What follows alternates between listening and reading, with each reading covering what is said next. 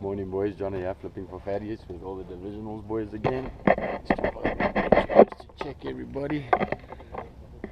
Another lovely morning, we're at witbank. This is leg 3 of our divisionals. So yeah bro, a few plans, no real ideas for today. Gonna go out, see if make it happen, see if we can get you as a decent video. Fortunate enough we got tag number 1 today.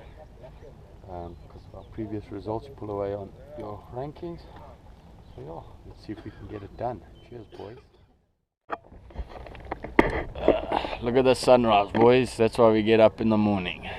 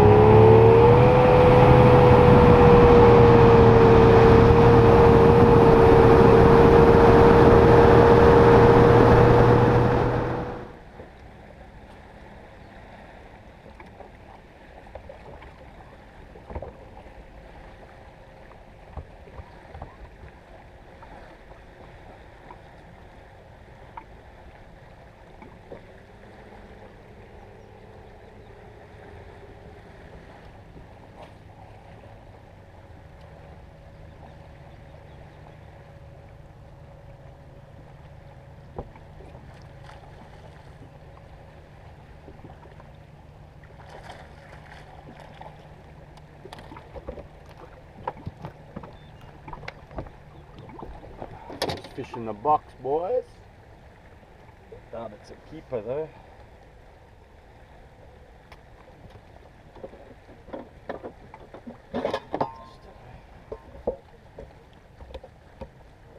She's a keeper.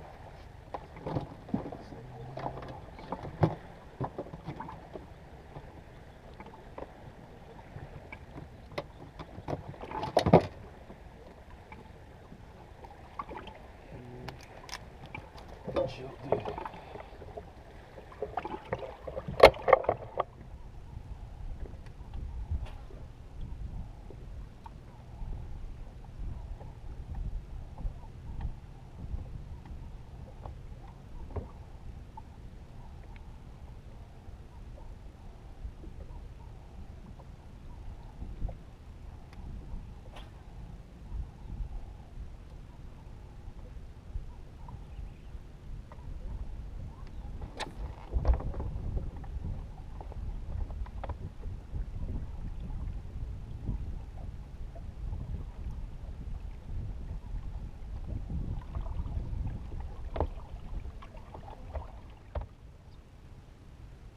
Brand new Paragon.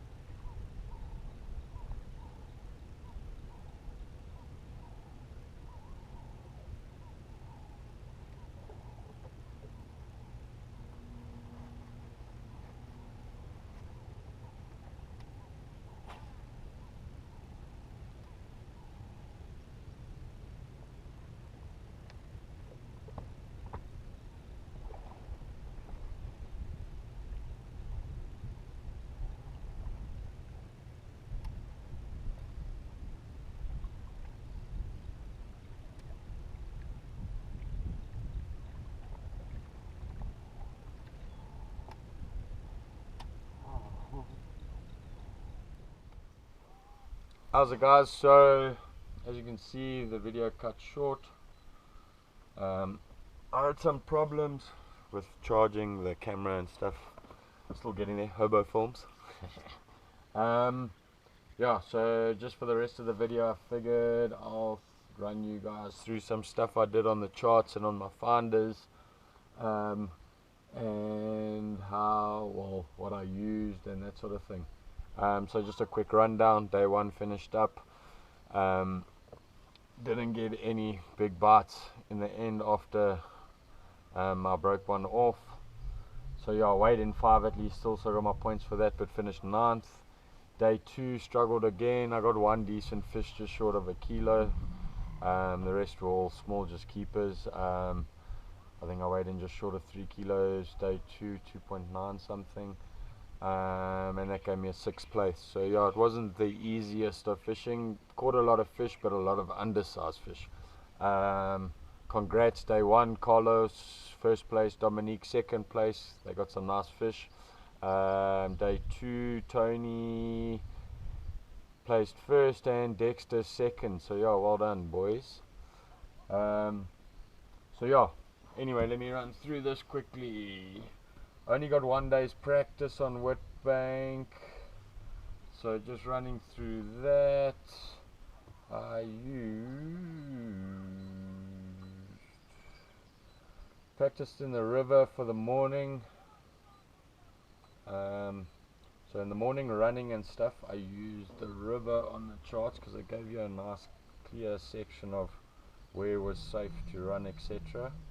And then obviously once you are up the river, jump over to contours, because then you could cut out sections that you wanted. Otherwise I was using Ultra HF river to look for rock piles, etc. up the river. But yeah, that didn't turn out to be the pattern that I was gonna fish. Practiced a bit in the main lake in the afternoon, found that I could get 5 fish there. So, and obviously Anglers for Anglers was 2 weekends before us, so the guys got some good bags out of the main lake. So kind of that was my plan. I was going to see how the boys did on day 1.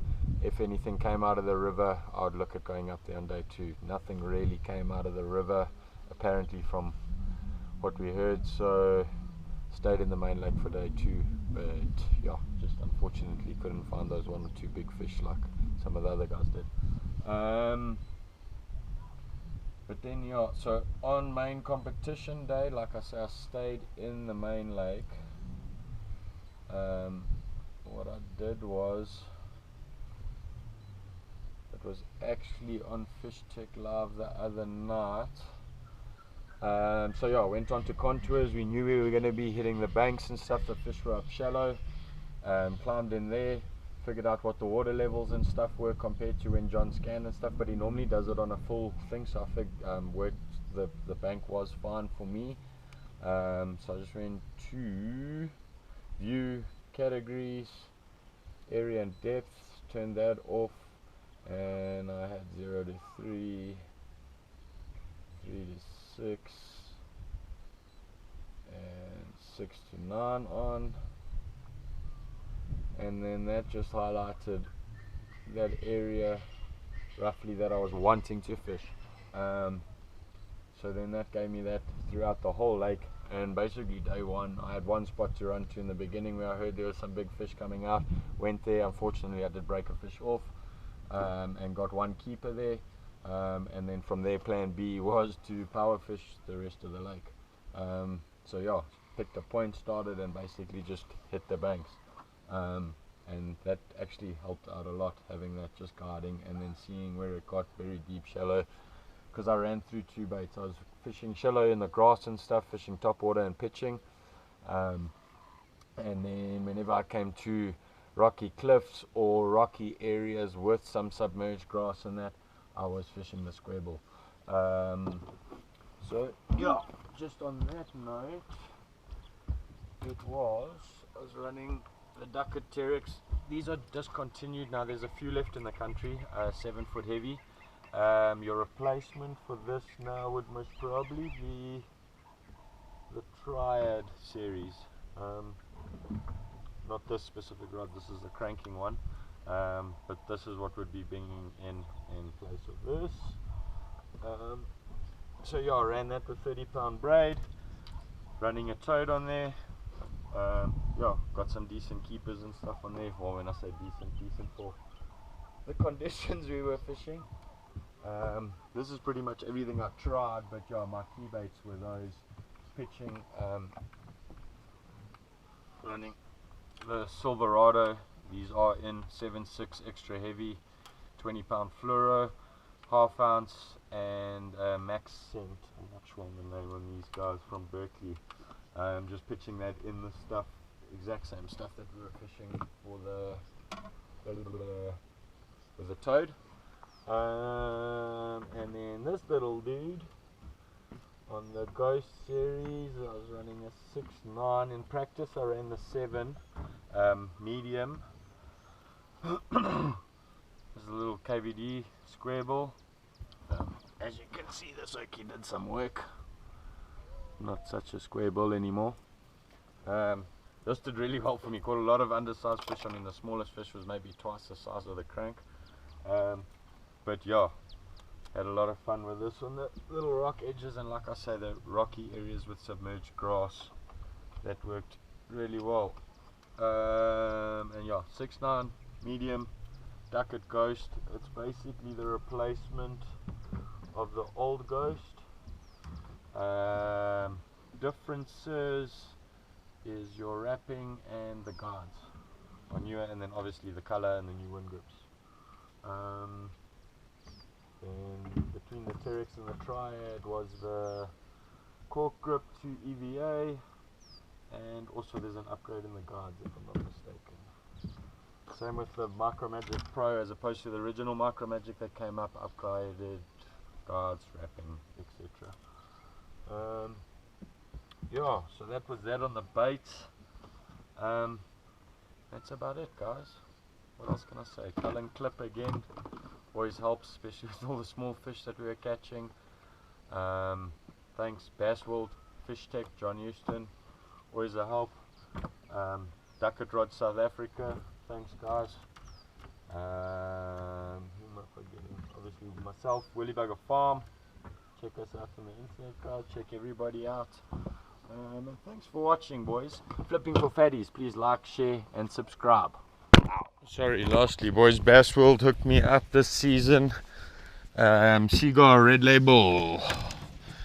They hooked us up some bulk spools. What have I done with it now? I fished it on my square ball this weekend. I was fishing the 15-pound Red Label. I've got it here somewhere. Anyway, this is a 10. Guys, bulk spools. Just a quick one. I'll do more on this once I want to do some more testing and stuff for the guys. Well, not testing. They just use the line, see how I like it, that sort of thing.